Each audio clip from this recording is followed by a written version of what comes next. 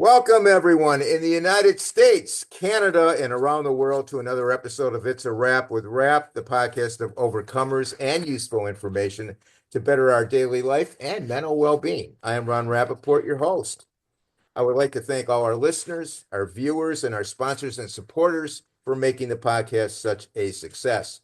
Besides being heard on all major podcast platforms and YouTube, the podcast may also be accessed on our website, itsawrapwithrap.com, where you can find all the episodes, previews of future episodes, and unique products and services offered by our sponsors, as well as the podcast Book Nook, showcasing many of the books our guests have authored that may be purchased on Amazon. My guest today is Jen Mitchell Love.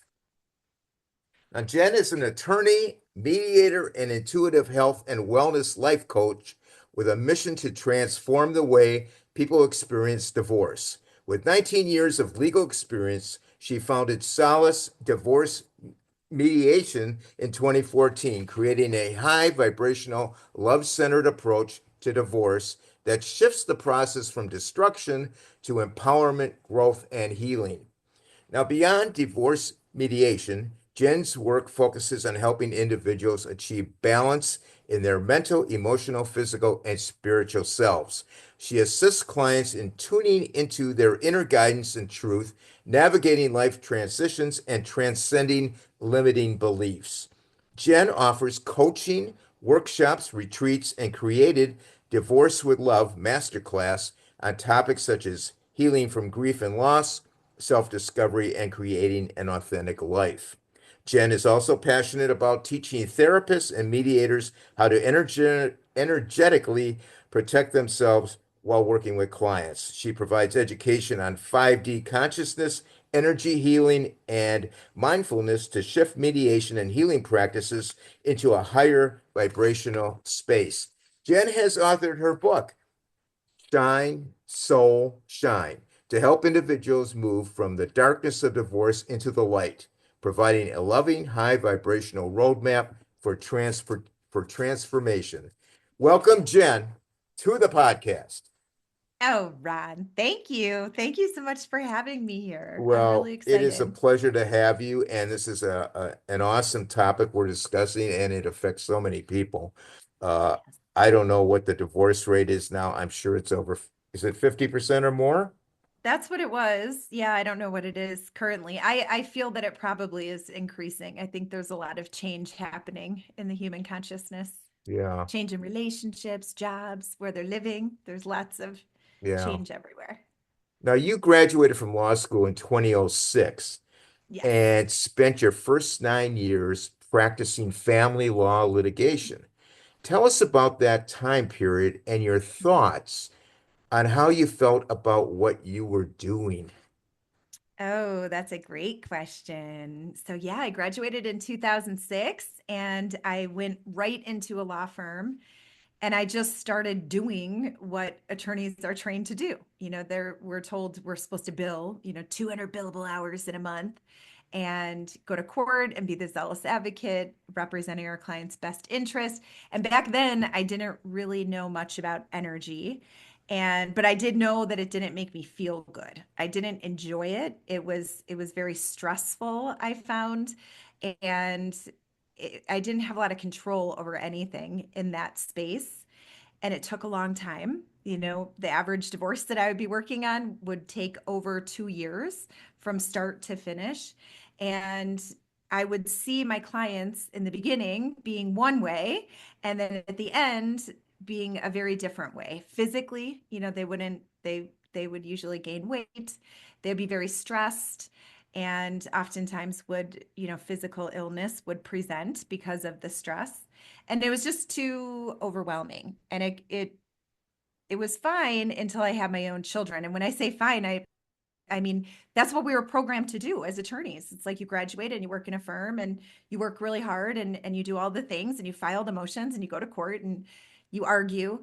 And then I had kids. I had 3 children in 39 months, all singlets, bam, bam, bam. Wow. And yes, and we didn't have a nanny or babysitter or daycare. You And so were when it. that, You were the yes, caretaker, and I you had to was work. I mean, that's a lot. And I had my own firm. Yeah, at that point I had my own practice. And Okay. yeah, going to court, it was a little wild for the first two. But when the third came, I still remember I was in my dining room and I had this overall kind of epiphany of sorts. It was mental, emotional, physical, spiritual, where I was told that I can't do this anymore. I can't do this job representing one person in a divorce.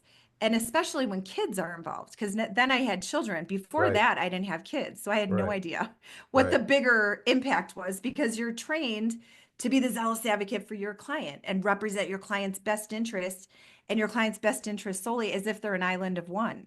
But these are families, you know, and they're not only families when they're going through a divorce, they're always a family.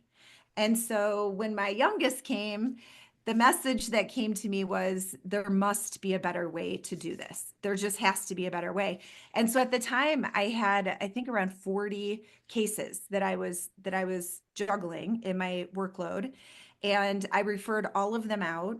I took a the holistic health and wellness coaching course and I thought that was going to be my new career. I thought, you know, that this is what I'm going to do because it was really important to me too when I had children. As you know, anyone I feel who has kids, they're our greatest teachers. And it was important for me to do work that I was proud of and for Yeah. my kids to see me do something that was bettering other human life. And so, yeah, I took the life coaching course. And towards the end of it, all of a sudden I was like, oh, wait a minute. I think I can incorporate some of this into a family law mediation practice instead of litigation, switching to mediation, which I was certified to be a mediator, but my course load was probably like 98% litigation, 2% mediation. And S- so, and all of my attorney friends, they were all saying the same thing. They're like, you can't do that. Litigation is the bread and butter of a family law practice. And I was like, I don't think so. I think that's a false belief that everyone seems to be having. And I think I can. And Let me so, yeah, that started everything in 2014. let me ask you something. You mentioned just a few seconds ago, you said that the average case Mm, took 2 years to yes. litigate. Yes. Is that is that something that needs to take 2 years, or No. is that something that's dragged out purposely? I don't think it's intentionally dragged out. I think, like for example, now, you know, at Solace, I offer two weekend 4-day retreats and we go through everything that we need to go through. If it's a one-on-one, it takes about 3 to 4 months, you know, to get from the first mediation session until the final prove up. I think the problem in the court system, there are many problems. I think it's Yeah. fundamentally broken. But one of the problems is scheduling is tricky because you have, you know, both attorneys and the judge. So you Yeah. have to make sure that everyone can be on the right schedule. The other problem with it is anytime a motion is filed, anytime a pleading is filed, the other side is going to have time to respond. And then the original filing side is going to have time to reply to the response. And Right. then before you go to a hearing or a trial, you're going to have a pre-trial conference. And in between, every 45 to 60 days, you're going to have what's called a status call just to go in and let the judge know what's going on.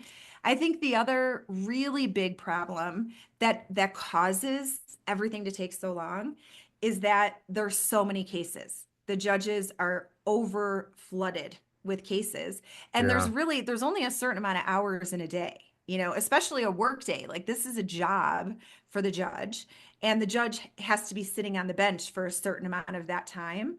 And so I Yeah. think it's just the reality of having so many cases. It's really difficult for the judges to make sure that the attorneys are being held accountable. You're getting this in at the time you're meant to.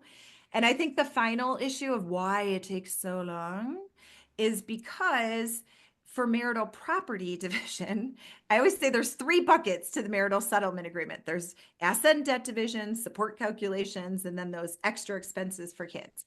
And the way the courtroom goes through the three buckets is one thing at a time, which the majority of states, you know, for that document, for the financial agreements, the majority of states, the governing law is saying that it must be fair and equitable, which I just think is is a little goofy that in court they're going to do one thing at a time, because we could be up here, looking a bird's eye view and being very creative of how everything is kind of flowing to make it overall fair and equitable. But in Yeah. that system, when I was a litigation attorney, I would counsel my client and I would write down on a piece of paper after court, these are the things I need you to talk about with your spouse. Like, just go to coffee and talk about these things and let me know what your agreement is. And then we can just enter an agreed order and we can move this on. And 9 times out of 10, my client will come back and say, I did exactly what you asked me to do. I reached out to my spouse, and my spouse told me that their attorney told them that if I want to talk to her, say, right, if I want to talk to her, then I need to talk to my attorney, and my attorney is going to talk to her attorney. Yeah. And Yeah. so that's the other problem. It's like the two people who are the absolute best authorities to Yeah. figure out what's in the best interest of their kids, what's fair and equitable, they're being told to not talk to each other. Right. And then you have the attorneys who, it's like they're billing in 6-minute increments. Does anyone anywhere think that the attorney is like, oh, I want to resolve this? It's like, no, they don't want to resolve it, because if they resolve it, they're not getting their 6-minute billing in, Right. and they Right. have their own families. And I'm not saying they're jerks, because they're not. It's their job, and they're ethically obligated to be a zealous advocate, which means serve their client's best interest Okay. and their So client's best interest only. It's just goofy. so it's the process and the structure that's making it take so long.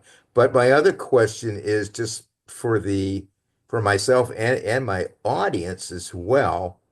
You're saying that you can go the litigation route or you can go the mediation route. Is that correct? Yes. Now, is that Yes. in all states?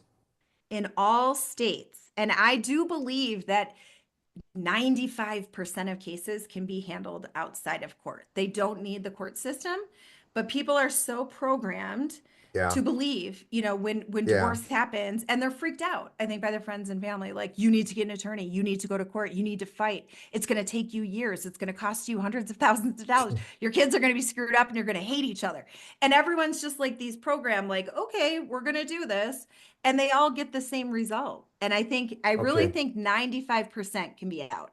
And the 5% in, I think those cases are the dangerous. Someone is in danger. There's physical, emotional, financial abuse happening.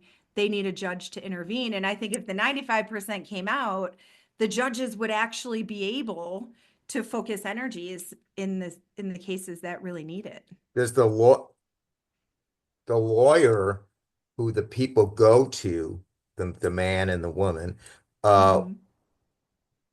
probably would not recommend mediation then, right? If they're litigators. I would assume not, unless Okay. they're mediators as Okay. well. But Right. yeah, I mean, that's kind of, I mean, yeah, how do people know that mediation is a way to go? How do they know I that? think, I mean, from this show for sure, Yeah. hopefully people will Right. be educated on it. I think, there's a weird, when I started this now almost 11 years ago, I remember the consultations that I would have with people. I would basically be convincing them, like, this is a real way to get a divorce. Like, this is Okay. really, Okay. it's a legal process. It's the same legal process in court as it is out of court. We have the same Supreme Court rules that, everyone everywhere has to do a financial disclosure. If you have minor children, take a co-parenting course. And we have the same governing law that applies inside of court as it does outside of court. It's just done differently. Inside of Okay. court, we have, like we already talked about, the two attorneys advocating and arguing. And then truly, like the way I explain it to everyone is, then the people who are actually going through the divorce, who have children and the marital property that they worked so hard to accumulate in court, the same legal processes in mediation, they're giving their power away to a judge. And I think that's a program too. I think people think, ooh, the judge looks really important up there. Like, they're wearing a robe, they're elevated at the front of the courtroom. They must be really super duper smart to be sitting up there. He or she or they must know better than I know what's in the best interest of my children, even though that judge has never met the children. Our podcast guest and author, Kelly Tuttle, neurology nurse practitioner, has written a book titled After the Crash: How to Keep Your Job, Stay in School, and Live Life After a Brain Injury. The book covers the important topic of brain injury.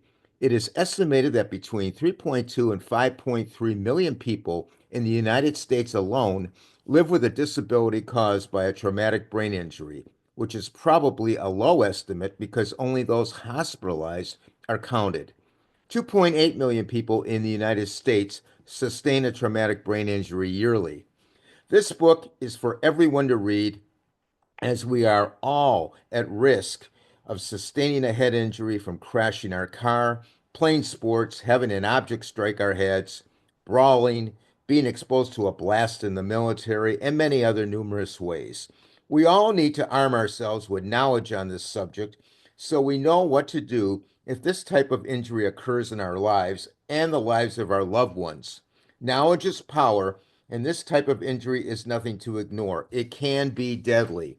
Kelly never imagined a routine drive would leave her grappling with a traumatic brain injury that would change every aspect of her life.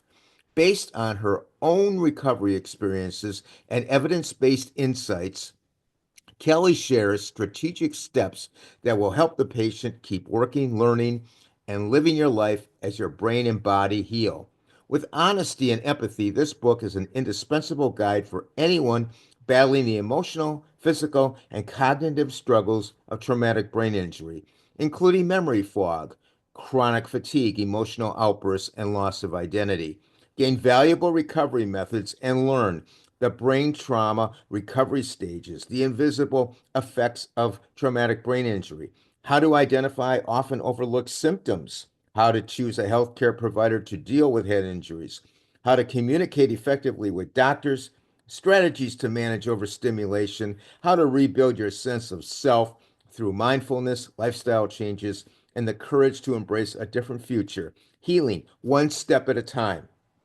Blending relatable storytelling with neuroscience research after the crash is the perfect resource for anyone needing help from recovery from a traumatic brain injury. Whether you are a traumatic brain injury survivor, caregiver, or someone seeking answers, get actionable advice and support to live life fully again by reading this book. The book After the Crash: How to Keep Your Job, Stay in School, and Live Life After a Brain Injury is available in paperback, Kindle, and audiobook formats from Amazon.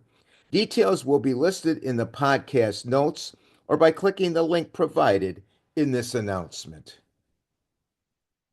And they also are giving their power away for the judge to say what a fair and equitable way to divide their marital property is. And that's insane. The judge has never worked one day doing that. But I really do think it's been the human conscious kind of social programming that's been happening for generations of time. But I do believe that there's a shift happening now because now my consults are very different. People now, when they're reaching out to me, I'm not convincing them that mediation is a real thing. Mhm. It's more them sharing with me, we don't want the stress. We don't want to spend a lot of money. We don't want this to take a lot of time. We want to be in control of the outcome.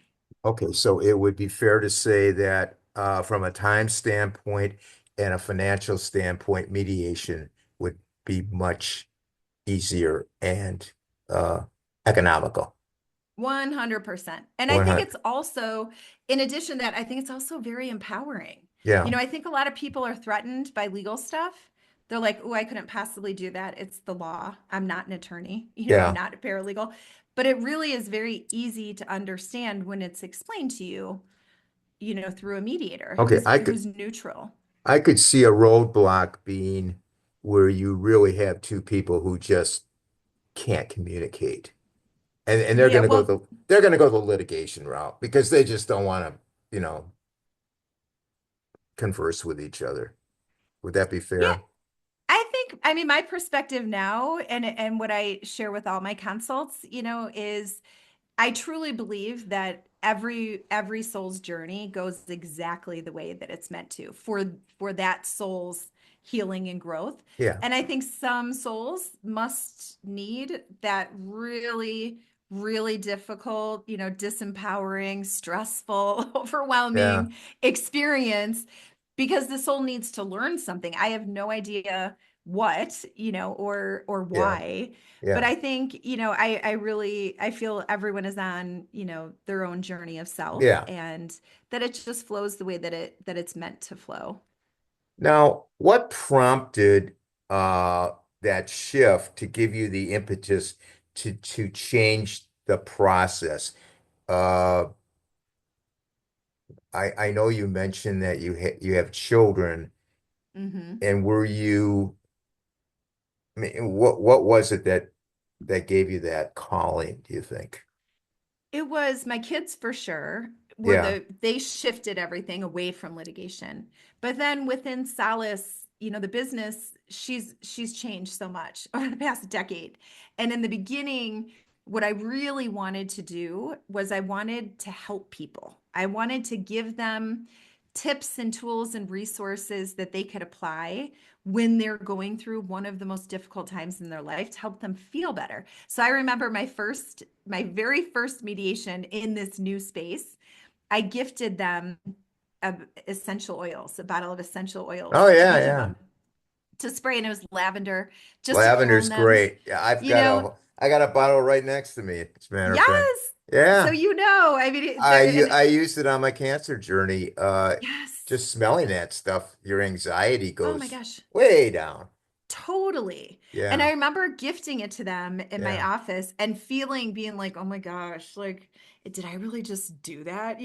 And now it's evolved, a decade later. And yeah. now, I mean, now I'm talking to my clients about soul contracts and life purpose and, living your authentic truth and seeking joy and love and releasing attachment and generational lineage healing. And it's just so different now. But that's how it started, was a bottle of essential oils.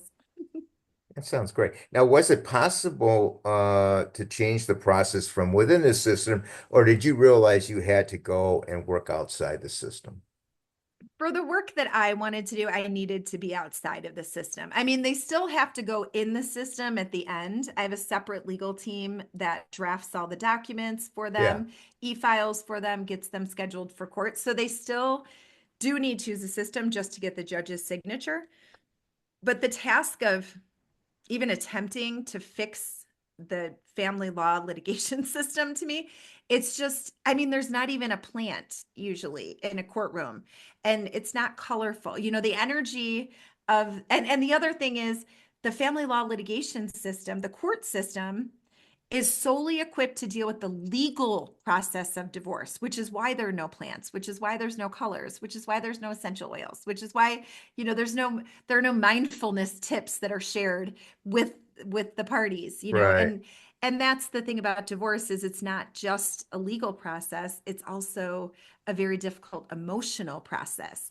And in the litigation system, I couldn't see any way of incorporating the emotional part, tools to help with the emotional part, because Yeah, they're just there for court. Everyone's in a suit, with their briefcases and yeah. doing their arguing. No one's talking about feelings and healing You don't get and the warm, fuzzy feeling in the courtroom, no, put it that way. no, Now exactly. you created the Solace Way process of mediation of divorce to resolution, incorporating spiritual and energy work, listening to our inner guidance and messages from guides, Hmm. angels, and ancestors, and shifting the process of destruction that it had been to one of mindfulness, respect, and personal transformation.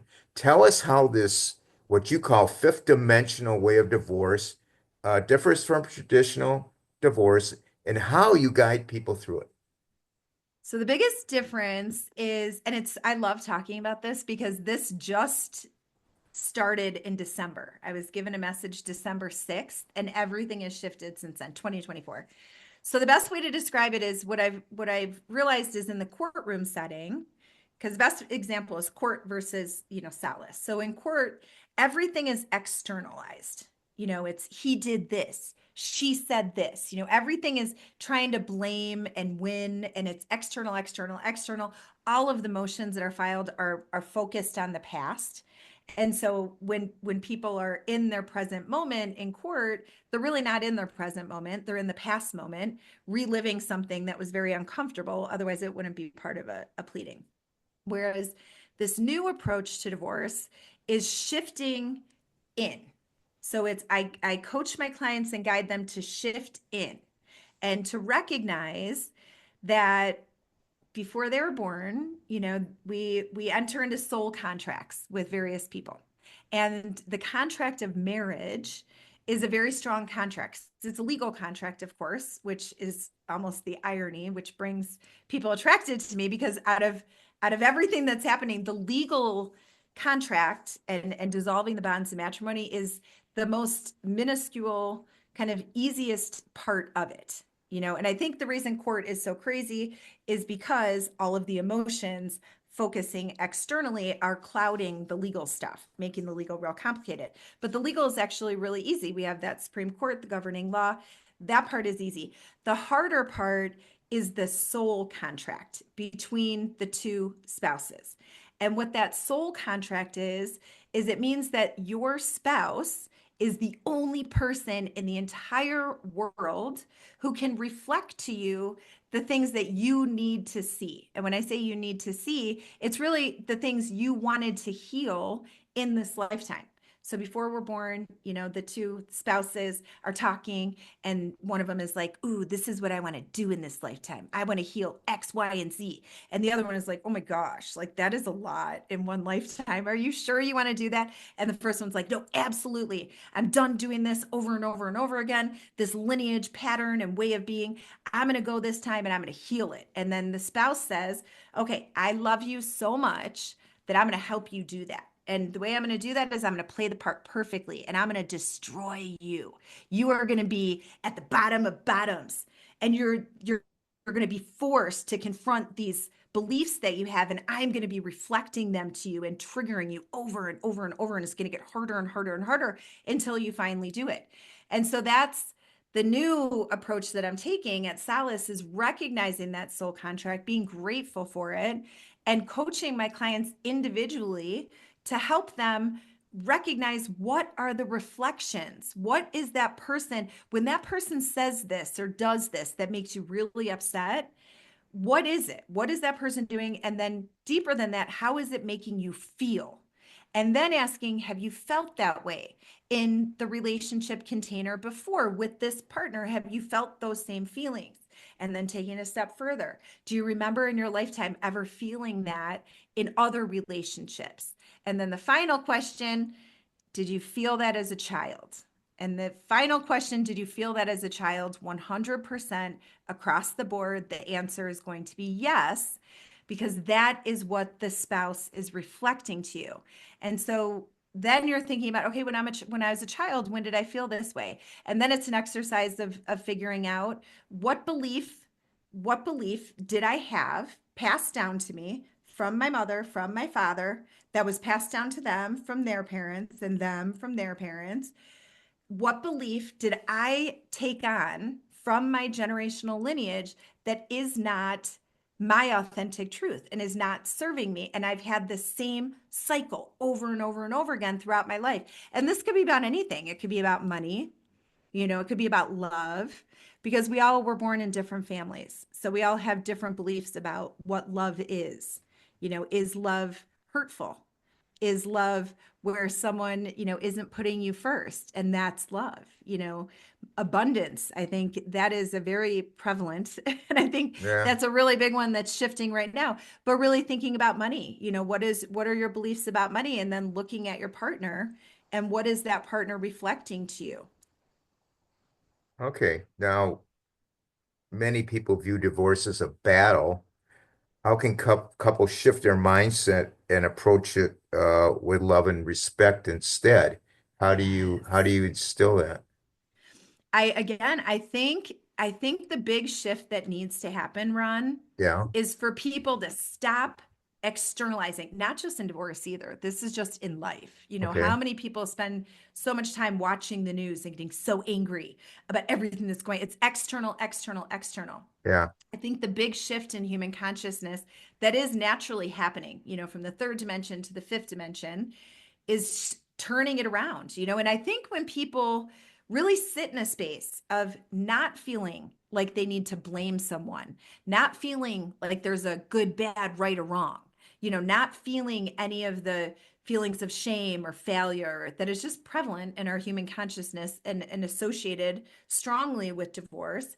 And they can remove all of that and just recognize, you know what, I am on my own. Jen Mitchell Love, a guest on the podcast, attorney and mediator for people divorcing with 19 years of legal experience, founder of Solace Divorce Mediation, a high vibrational, love centered approach to divorce that shifts the process from destruction to empowerment, growth, and healing, has authored her new book, Shine, Soul, Shine 30 Days of Self Discovery and Healing Through Divorce. The book was written to help people move from the darkness of divorce into the light of a roadmap for transformation. Divorce is often seen as the end of a chapter, but what if it is the beginning of something extraordinary? Jen invites you to see this life transition not as a loss, but as a powerful opportunity to rediscover your true self.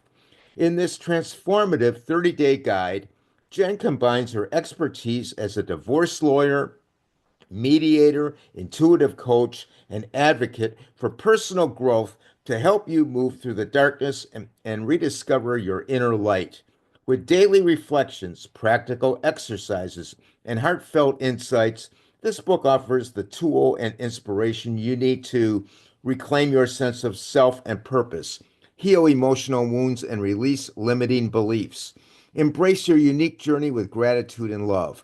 Step into a new chapter filled with clarity, confidence, and joy. Whether you are navigating the early stages of divorce or seeking a new foundation for your life, Shine, Soul Shine is your companion for turning pain into power and finding magic in the midst of change. Let this book guide you to a brighter, more authentic version of yourself, one step, one day, one moment at a time. The book, Shine, Soul Shine 30 Days of Self Discovery and Healing, is available in paperback from Amazon. Details about the book will be listed in the podcast notes or provided by clicking the link in this announcement. Journey of self. I have one life to live, and this is just one part of it. And if we can shift to help people recognize what a soul contract is and to recognize how beautiful it is to go through the really difficult times, because a lot of times when people go through difficult times, they want to numb it. So they're going to drink alcohol, or they're going to take other drugs, or they're Right. going to be reckless. They're going to do things again external. I don't want to think about this. I don't want to deal with it. I'm going to numb this. But if we can coach people and encourage people to be in control of their life and recognize you are the only one that is in control of your life, and everything that is happening for you, not to you, it's for you. And it is in the darkest times of our life that we are given the greatest opportunities to grow. And that is, we see that paralleled in nature, where the caterpillar is the best one for divorce. Like the caterpillar is a caterpillar, just like people before they get a divorce, they're in this relationship functioning a certain way. And then the caterpillar turns into a butterfly, just like people going through a divorce. When they're done with the divorce, they will be stronger. They will be more aligned with themselves. They'll know themselves so much better, who they are and what they want. But when they're in the divorce, just like the caterpillar in that cocoon, it's dark in there, Yeah. and the caterpillar's body or stomach acid eats its whole body. So it's goo. And that's what I tell my clients, you're goo right now. You're in the darkness of the cocoon and you're goo. But that's where the growth happens. The seed under the earth, it grows in the dark. The baby in the mother's womb, it grows in the dark. I mean, every growth, it's a parallel that I feel we're meant to recognize that that is what difficult times are for. And they're not going to be here forever, but the only way out of them is to go through them, not to Right. avoid them, not to place blame, not to say, oh, this happened to me. It's like, no, it didn't happen to you. This is happening for you.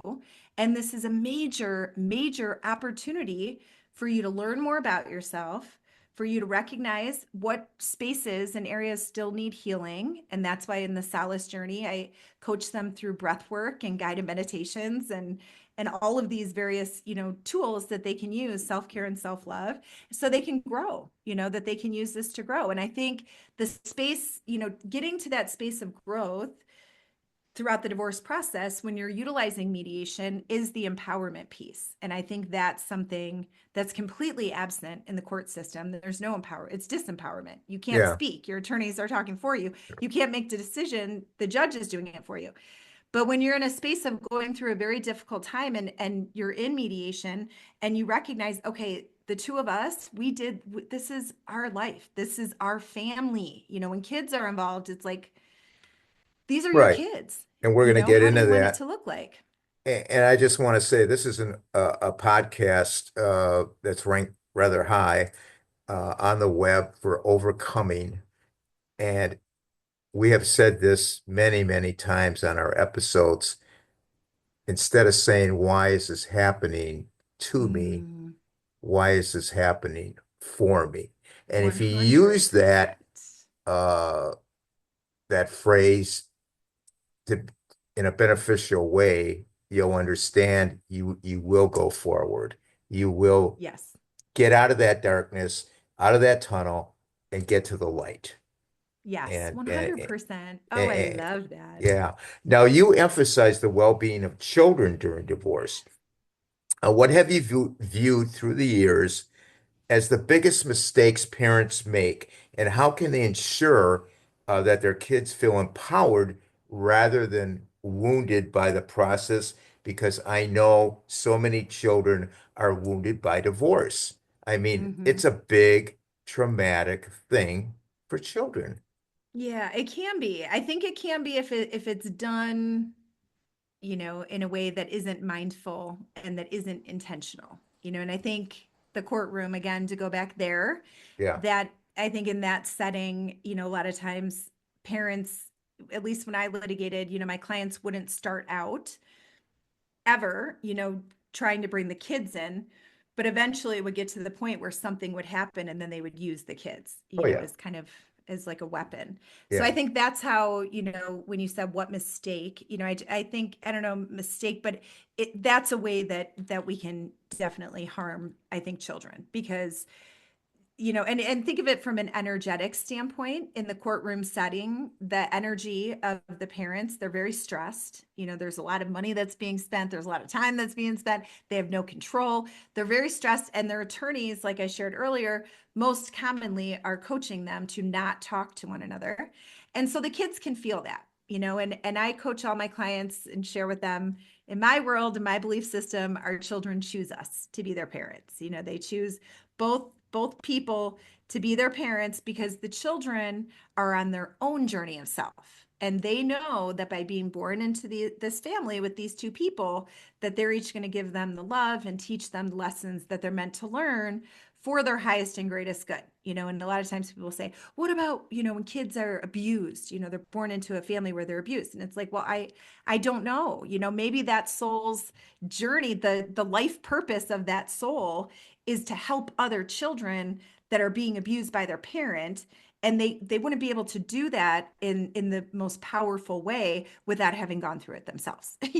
So just as an example. Yeah. um, but I think the other thing I coach my clients on all the time is I feel divorce is a really, really powerful opportunity for parents to be vulnerable with their children. And I think back, I was born in the 70s, and I think back then it was like, parents are here, children are here. Like children should be seen and not heard. And it wasn't like intentionally mean, but I think there was like a different structure. I think now there's more recognition Yeah. that our children are actually our greatest teachers. We are their teachers and their guides and their parents, but they're also our greatest teachers. And I think sharing with our children, being open and vulnerable about what's going on and sharing with them, look, we've never done this before and we're doing the very best we can. And we want your input. This is what's happening. We're still a family. We love you more than anything. That is never going to change. These are the things that are staying the same. These are the things that are changing. And if we can talk with our children about divorce and normalize it and share, this is okay. We still love each other. We just love each other differently than we did before, and Right. my intention for all my clients is at the end of it, that they do open space to recognize that there's many forms of love and many types of relationships, and they can choose where they want to be, and they can include their children, and then their children are part of this, and it's not this scary thing for kids, because that's the final thing I want to share about children Yeah. is we are all energetic beings. We are all energetic beings living in an energetic universe. Albert, To all patients and caregivers out there, Rare Patient Voice, a supporter of the It's a Wrap with Rap podcast, is paying for your input. Patients 16 years and older and caregivers, family, and friends of any disability, disorder, syndrome, illness, or condition have the opportunity to express their opinions through surveys and interviews to improve medical products and services. Who knows your journey better than you? Rare Patient Voice puts you in touch with researchers who are developing products and services that can help you and others with your condition. These researchers need input of patients to develop products and services that have a significant impact on patients' lives. Over the past 9 years, Rare Patient Voice has paid patients over $10 million. When you join Rare Patient Voice, you may be invited to participate in interviews, surveys, or online communities where you will share your insights. Rare Patient Voice has hundreds of studies running at any time, so there are many opportunities to participate. You will earn $120 per hour or $2 a minute, depending on the length of the survey, for participating in these studies. By making your voice heard, you are a catalyst for change. Rest assured, your input will be used to help other patients like you. There is no cost at all for you to participate. You can get more information and sign up by clicking the link in the sponsor's notes of this podcast or the link provided in this announcement. Einstein, who everyone says, smartest person ever, he focused solely on that, right? But children, as we age, we become more programmed from just the human consciousness. And we're still energetic. We still can feel energy. Like if you go to a party late and you walk in and something had just happened and you missed it, you're like, my gosh, what just happened? Like something happened. But children are so in tune. They can feel everything. They can feel every single thing, but they don't understand it if their parents aren't being open and vulnerable with them. So that's where I feel children start, when people say children get messed up from divorce, right? I think it's because they're feeling the energy of what's going on, but what they're being told or not told is completely opposite or just doesn't align with what they're feeling. And then kids, of course, they're very self-centric, which they should be because they're children. And so Yeah, then they internalize it. Oh, I must have done something to make mom mad, because I'm feeling that she doesn't feel good, but she's saying it's fine.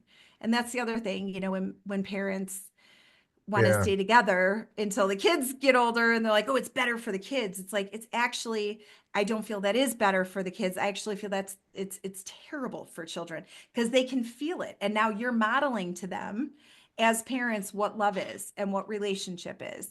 And the same with divorce. You can yeah, model to your children that when you go through hard times, you don't have to fight, you don't have to destroy one another. There doesn't have to be a winner or loser. You can yeah, talk through this. You can talk with one another, and you can figure it out together. yeah. And that's a great concept. Now, divorce is emotionally and energetically draining, as we know. Now, what practices do you recommend for people to protect their energy and heal Mm. during this transition? Oh, I love that question. This is my love language, Ron. For sure, 100%. I always recommend going in nature. Nature, being outside, being, connecting to this beautiful Mother Gaia Earth that we are so blessed to live upon, Yeah. just connecting with her and bringing a journal. When you're out in nature, I feel you're able to connect with the plants, and the plants in the totem are givers of energy. And if you ever hug trees, which I always recommend to my clients to do that. But when you hug a tree, you'll feel that loving energy because they're givers of energy. They give us food, they give us shelter, they give us this beautiful energy. And animals are receivers of energy. And then you have the rocks and minerals that hold and transform energy. So you have all of these natural happenings when you're in nature that are helping you heal just by being there. And then while you're there, and I always encourage my clients to do breath work, even something like 44 breaths or 20 breaths, they can even do like something really easy, but just to ground. And then when they're in that space, all the noise around them is quiet. So that's something that can definitely help you heal, because during divorce, there's always going to be people talking in your ear. Oh, you should do this. My sister just got a divorce and this is what she got, and you should do that too, and blah, blah, blah. But every journey is different. So absolutely, go in nature. Exercise is something I strongly advocate for, just because it makes you physically feel amazing, but it also is moving energy, and we want to move. We want to release the attachments to this marriage container. We want to release that. And in order to release it, we have to do a very high amount of self-care and self-love. So exercise, breath work, meditation, journaling, salt baths, sleeping, drinking a lot of water, being mindful of what you're Right. watching, being mindful of who you surround yourself with, recognizing that you become the 5 people you spend the most time with, and also be, starting to recognize how people make you feel, especially when you're going through a divorce. If you don't want to hang out with someone who's going to be bad mouthing your spouse, or talking negatively about Negative. anything, Yeah. especially, Yeah. yeah, You want to because it's stay. none of their business. Right. So yeah, I have a whole client handbook. I have 2 client handbooks. One is the legal handbook that talks about all the legal conversations we're going to be having, and then I have another handbook that is solely the emotional handbook, and it's solely dedicated to self-care and self-love and narratives you can have with your children and different things you can do to feel better. Now, for our audience out there, you help people move from the darkness of divorce back into the light, as we well know. What are the first steps someone should take when they feel completely overwhelmed and lost? Because In there's their people out there marriage? listening to this that are probably Hmm. at that stage. Are you asking when they're going through a divorce, or are they overwhelmed in their marriage? Like Overwhelmed overwhelmed and with the lost divorce going process? going through the divorce process. Yeah. Yeah. Well, I mean, anyone listening who's going through a divorce in the family law court litigation setting, you don't need to be there anymore. You can always ask your judge for a period of time, and say, we want to utilize mediation. We want to Okay. try mediation to check this out, see if this is going to flow. And the judge 100% will grant that, because again, the judge is overwhelmed with Yeah, cases. of course. And so, Less yeah, work I for mean, the if judge. Yeah. exactly. So anyone who's feeling overwhelmed, I can understand. I can understand why. And I feel it's because they don't know. They don't even know what they don't know. The legal, like I was talking about with the contract, the legal stuff is so easy. It's so easy because for the children, it's best interest of children. What's in the best interest of your kids? And the majority of states are fair and equitable for the financial stuff. And the states that are 50-50, I think there's 9 still, but the states that are 50-50, even if you come up with an agreement that you feel is fair and equitable, that's beautiful. The judge will sign off on it. As long as you can testify that you know what the law says, that you believe that your agreement is fair and equitable, and that you signed off on it freely and voluntarily, the judge will sign it. So anyone who's feeling overwhelmed, I would encourage them to step into their power, step Yeah. out of those cages of the programs and telling you what you should be doing or what's the right way to do it. There is no right, wrong, good, or bad. Everyone is on their own life journey and path, and you are in control of it. So if you're feeling overwhelmed, if you're feeling scared, if you're feeling angry, if you're feeling frustrated, then absolutely seek guidance. I'm happy to talk with anyone. And I have Right. my new book that would help too. Yeah, we're It's going to get 30 into days. that. We're going to get into that. Now, if you decide you wanted to go the mediation route, who becomes the mediator? So the parties choose. And that's the thing. That's what I love about choosing the mediator. You can talk to as many mediators as you want, and then both parties agree upon one. So you And then don't use the two attorneys, if you had two attorneys starting the process, they're out of the picture then, right? well, some mediators allow attorneys to appear, Okay. for the mediation. I Yeah. do not. I am an attorney. I've been an attorney for 19 years. I know attorneys have a very different um they just have a Concept. very different focus, yeah, than I Yeah. do. And I also I'm an energy worker, so I know when the Yeah. attorneys are present, the energy is just totally messed up because So again, I think they it's the suck it out of program. the room, in other words. I think they just dominate it. I think they dominate, and then the parties question themselves because they're like, wait a minute, this is the attorney and Yeah. he's saying this, but I Yeah. think this, but I Yeah. couldn't possibly know because I'm not an attorney, is Right, what right. I feel happens. Yeah. So yeah, that's what I love about it. I just love empowering people. I love Yeah. teaching people. You can do this, And then my hope is always when other difficult things happen down the road, which they're going to, because that's life, that they're going to have that same approach. They're going to be like, okay, wait a minute. Remember when I went through a divorce? I did that. I worked Right. at it. I learned it. I did what I needed to do. I spoke my truth, and we got through that together and blah, blah, blah. And now I'm in this space. I'm going to empower myself to do something as So opposed to being like a floating leaf that you're just opening goes up where you're opening everyone up new says. doors of opportunity. I'm hoping so. Yeah. Yes, Yeah. I'm absolutely hoping so. Okay, now you wrote the book titled Shine, Soul, Shine. Tell us a little bit about it and what prompted you to write it and what do you hope the reader gets out of it? So it's 30 days of self-discovery and healing through divorce is what is the reason for the book. So that is, or the intention for the book. It came to me very strongly that the book was to be written as if a goddess, feminine energy goddess was speaking, the words to the person. Hmm. And it really is for the person going through a divorce who's really in a dark space and they're not able to talk to people about it and they're feeling miserable, and they just don't know what to do. This is a really easy 30 days of self-discovery and healing that you can do. So and even in the beginning of the book, there's three intentions for the book. And in the intentions, it states, the hope is that people will start tuning into their inner guidance and start trusting themselves and use the book not so much as like I'm going to read it and again, right, this is like a program. I'm going to read the book from front to or from start to finish. It's I don't want it to be, I want people to just follow their intuition and to open themselves up to magic. And I want them to flip through and just stop when they feel like stopping and open the page. And whatever the guidance is for that day, that is what they're going to focus energies on that day. And of course, there's one about nature.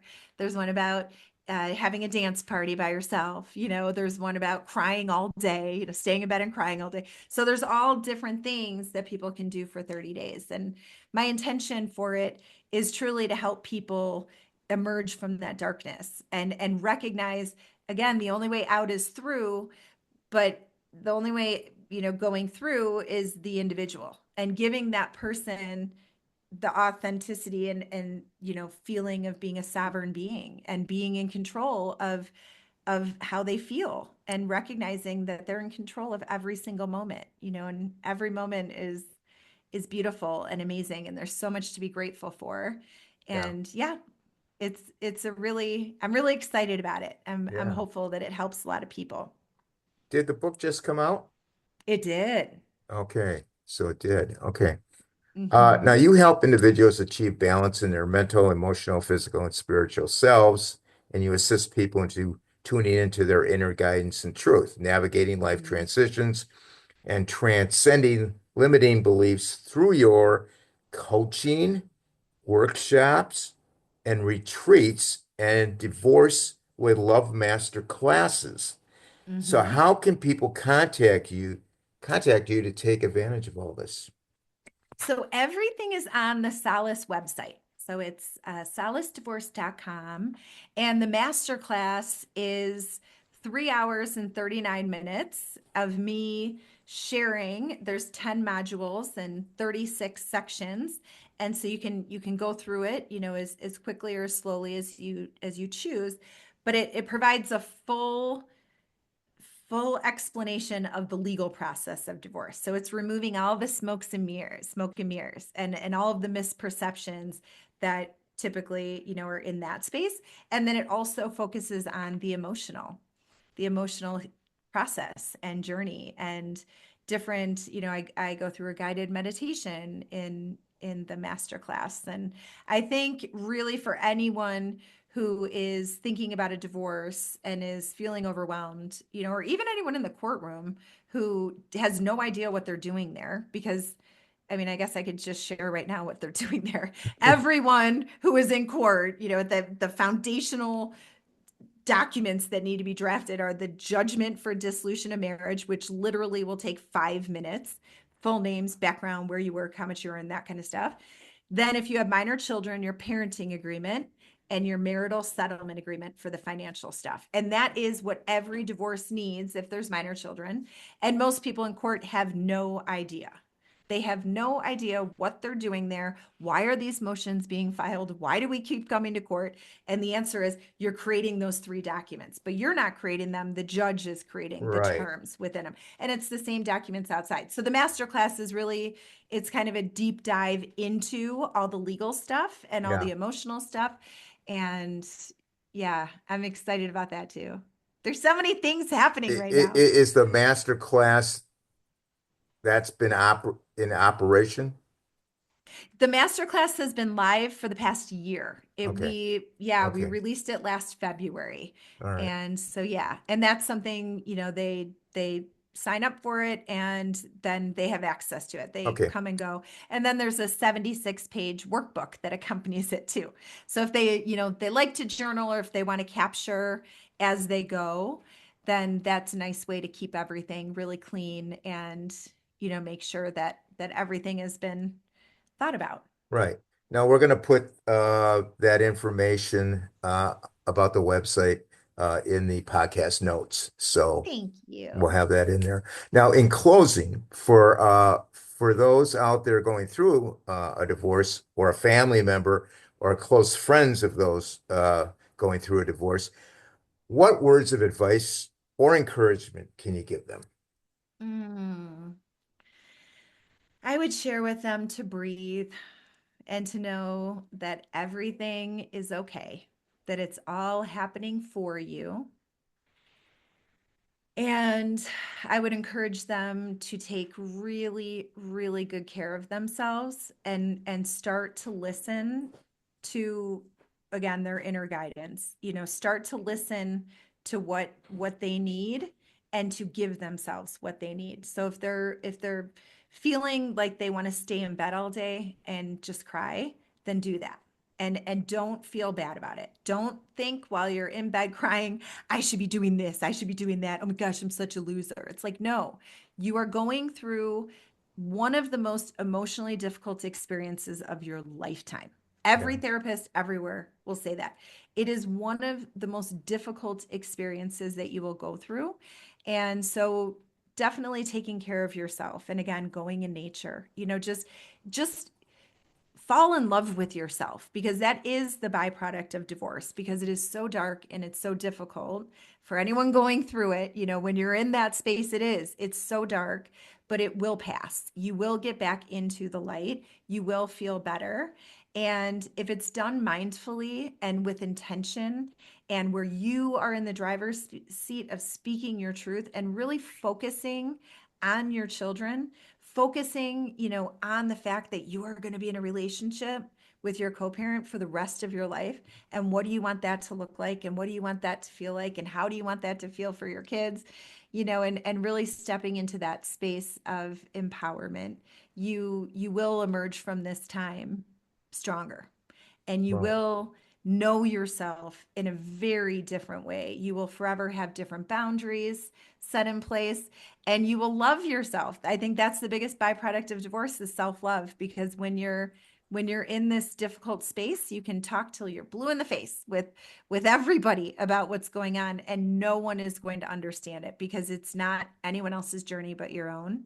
And so that would be my final share with anyone going through divorce is this really is all happening for you. And you are meant to learn things from your spouse. So I encourage you to really process and think about the reflections that are being shown, yeah, and figure out, what are you meant to be healing and releasing, because life is joyful, and you will see the light again, and you will enjoy this life, because that is what we're here to do. We're here to live a joyful life surrounded by love, and that's where you're at. You're just in a really hard space of your journey, but you'll learn from this and grow from this, and it's all going to be all right. That's what I tell my clients. It's all going to be all right. I yeah, promise you, it's all going to be all right. It's just, it's hard, and give yourself grace and give your partner grace, and just recognize everyone's doing the best they can.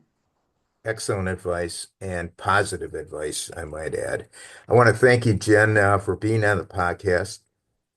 I wish you the best going forward with your work. It was a delight to have you on.